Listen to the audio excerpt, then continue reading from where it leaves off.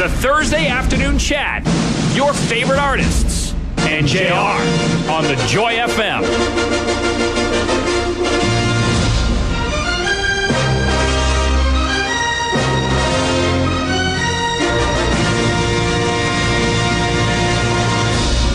This is the Joy FM Thursday Afternoon Chat with one of my favorite bands, that being The Afters. Josh, Matt, let's hit one of these envelopes here. I'm excited. Do I get to open it? Yeah, sure, go ahead. Thanks, Josh. Yeah. The original 4 members of The Afters all worked at the same Starbucks outside of Dallas. Now it's just the 2 of you that have fond memories of that particular spot. Of the Starbucks days. How often do you make it back to that spot? Does it hold, special moments just walking in there after years of touring? The original location? The original one where you guys would all, describe how the bond kind of came in between the shifts working there.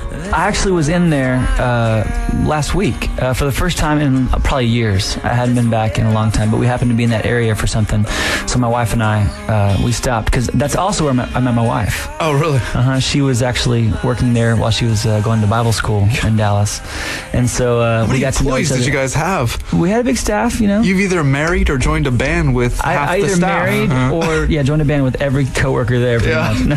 We actually had to change Starbucks so that when we had to take off time to go play, it wasn't like these people leaving. The whole staff's gone. And your wife joins you, so there's her. She leaves. Exactly. Your kids work there.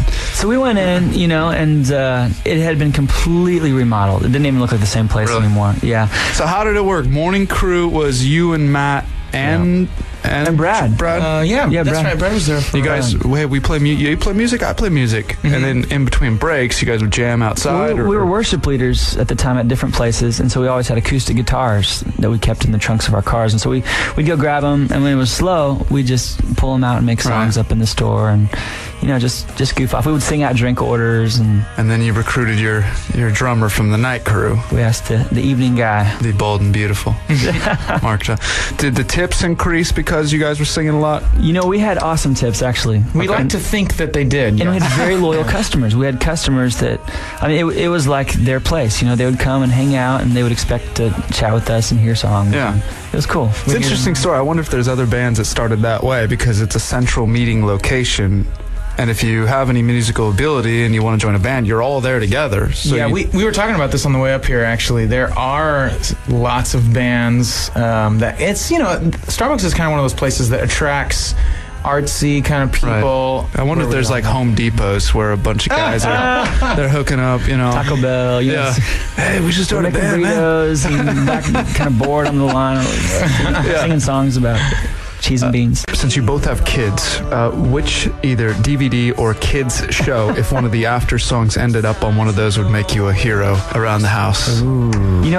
There is an artist, a kids artist, who among the 4-year-old and younger crowd is massive, called Lori Berkner. Oh, yeah. And if she ever did a cover of our music, it could not get any better for my kids. Yeah. In fact, that's been an incentive for potty training with my youngest. Anytime that she would use the potty, she would get to see or watch a Lori Berkner video 100% of the time. She loves it. Yeah. Let's say what's a show? Either VeggieTales is pretty big for my kids. Yeah, so if you got a song on VeggieTales, but even bigger, if it was a Pixar movie, that would be Toy Story 3. If we'd had a song in Toy Story 3, my kids would have flipped out. Ethan, my son, he was in Vacation Bible School. All the kids had an opportunity to go up and talk about their family and talk about what their dads did or whatever. His teacher had told my wife that he got up there and he was so proud. He was like, my dad's a rock star. And all the other kids are like, what? Oh, wow. See, I wonder if they really understand, because just even on a smaller level, when you think about radio, my kids just think this is where people go to work. Oh, yeah. And they don't understand that it's a weird job. Not everybody has this job. Right. And I just don't think they... He's getting it because he knows that not all dads go away for weeks at a time and come back and are home for weeks at a time. Because when we're home and we get to dive into our families, we're there all day, every day. But then when we're gone, it's in big chunks of time. I remember my little girl saying we were going to go over to have dinner with somebody, but then we had to cancel because the father of the family had to stay and do something at work. I don't remember what it was. And my little girl said, "Oh, does he have to go play a show?" And I was like, no.